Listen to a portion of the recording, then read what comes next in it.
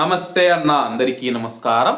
Kuwait మరియు Gulf దేశాలలో మనం చూసుకుంటే లక్షల మంది భారతీయులు అయితే నివసిస్తూ ఉన్నారన్నమాట. అలాగే ఇక్కడికి వచ్చిన తర్వాత పని చేసే చోట కావచ్చు, లేకపోతే రకరకాలుగా అనారోగ్య కారణాలతో గుండెపోట్లు వచ్చేసి కొంతమంది భారతీయులు చనిపోతూ ఉన్నారు.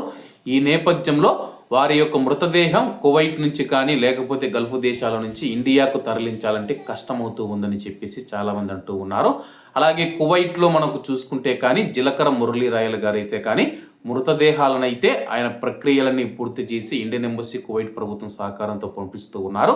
మరి విదేశాల్లో మరణించిన మృతదేహాన్ని స్వదేశానికి ఇండియాకు రప్పించే ప్రక్రియ ఎలా ఉంటుందో మీకు ఈ వీడియోలో తెలియజేస్తాను.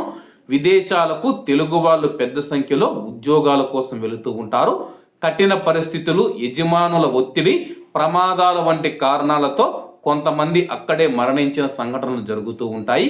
ఈ సమయంలో మృతదేహాన్ని ఇండియాకు ఎలా రప్పించాలి, ఎటువంటి పత్రాలు కావాలి, వీసా లేకున్నా సరే కానీ, పాస్పోర్ట్ లేకున్నా సరే కానీ మృతదేహాన్ని ఇండియాకు తీసుకురావచ్చా అని చెప్పేసి అనేక సందేహాలు కుటుంబాలకు ఎదురవుతూ ఉంటాయి.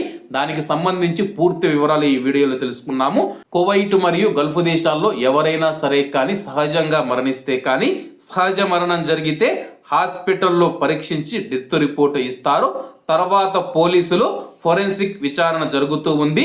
సహజ మరణాల్లో కేసు తేలికగా ముగిసి పోలీసులు రిపోర్టు ఇస్తారు. సాధారణంగా పోస్ట్ మార్టం అవసరం ఉండదు. యాక్సిడెంట్ లేదా వర్క్ ఏరియాలో యాక్సిడెంట్ అయితే కేసు నమోదు చేసి సంఘటనా స్థలాన్ని పరిశీలించి పోస్ట్ మార్టం తప్పనిసరిగా చేస్తారు. ఫోరెన్సిక్ రిపోర్టు ఆధారంగా మరణ కారణం నిర్ణయిస్తారు. అనంతరం ఎంఓఐ క్లియరెన్స్ తీసుకోవాలి. అలాగే కువైట్ మరియు గల్ఫ్ దేశాలలో ఎవరైనా చనిపోతే కానీ వాళ్ళ యొక్క మృతదేహాలను ఇండియాకు తీసుకురావాలంటే ఎటువంటి పత్రాలు అవసరమవుతాయంటే కానీ ఈ సందర్భంలో ఫోరెన్సిక్ దర్యాప్తు పూర్తయిన తర్వాత అరబిక్, ఇంగ్లీష్ భాషల్లో అధికారిక ఎంఓహెచ్ డెత్ సర్టిఫికెట్ ఇస్తూ ఉంది. మృతదేహాన్ని రవాణా చేయడానికి ఎంబసీకి సమర్పించాలి. ఎందుకంటే ఇండియన్ ఎంబసీ పాత్ర ఇక్కడ అత్యంత కీలకం. MOH death certificate, police report, forensic report, accident కేసుల్లో ఎంప్లాయర్ లెటర్ ఉంటే ఫ్యామిలీ రిక్వెస్ట్, వీటి ఆధారంగా ఎంబసీ కొన్ని పత్రాలు జారీ చేస్తూ ఉంది. Consular death certificate, NOC of repatriation of India, passport, cancellation, EC issue, ఈ పత్రాల ద్వారా మాత్రమే మృతదేహాన్ని ఇండియాకు పంపడం జరుగుతుంది. హాస్పిటల్కు అనుబంధంగా ఉన్న ప్రభుత్వ అనుమతి పొందిన కేంద్రాల్లో శవాన్ని ఎంబాల్మ్ చేస్తారు. Zinc lined air right coffin లో ఉంచి సీల్ చేస్తారు. ఎంబాలింగ్ సర్టిఫికెట్, కోఫిన్ సీల్ సర్టిఫికెట్ ఇస్తారు. మృతదేహాన్ని రవాణా చేయడానికి ఉన్న ఎయిర్లైన్స్ వివరాలు కువైట్ ఎయిర్వేస్ కానీ, ఎమిరేట్స్ కానీ, ఫ్లై దుబాయ్ కానీ, ఎయిర్ ఇండియా ఎక్స్ప్రెస్ కానీ, ఖతార్ ఎయిర్వేస్ ద్వారా మనం చూసుకుంటే మృతదేహాలను పంపించేందుకు వాళ్ళ దగ్గర నుంచి కొటేషన్ పొందాల్సి ఉంటుంది. ఒకవేళ మృతదేహానికి పాస్పోర్టు కానీ వీసా లేకున్నా కానీ ఇండియాకు తీసుకొని రావచ్చు అంటే కానీ దీనికి సంబంధించిన వివరాల్లోకి వెళితే మృతదేహాన్ని రవాణా చేయడానికి ఖర్చు ఏదైతే ఉందో ఎయిర్లైన్స్ను బట్టి ఉంటుంది. ఇండియాలో మనం చూసుకుంటే హైదరాబాద్ కానీ, చెన్నై కానీ, విజయవాడ కానీ, వైజాగ్ కానీ, బెంగళూరు ఎయిర్పోర్ట్లో రిసీవింగ్ చేసుకోవచ్చు.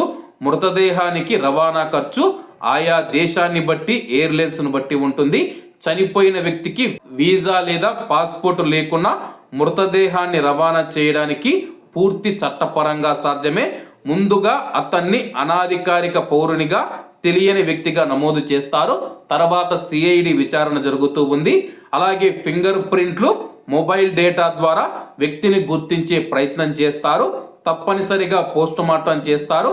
పాస్పోర్టు లేకున్నా ఎంబసీ ప్రత్యేకంగా emergency certificate, consular death certificate, repatriation NOC జారీ చేస్తుంది. ఇవి మృతదేహాన్ని ఇండియాకు పంపించడానికి ఉపయోగపడతాయి.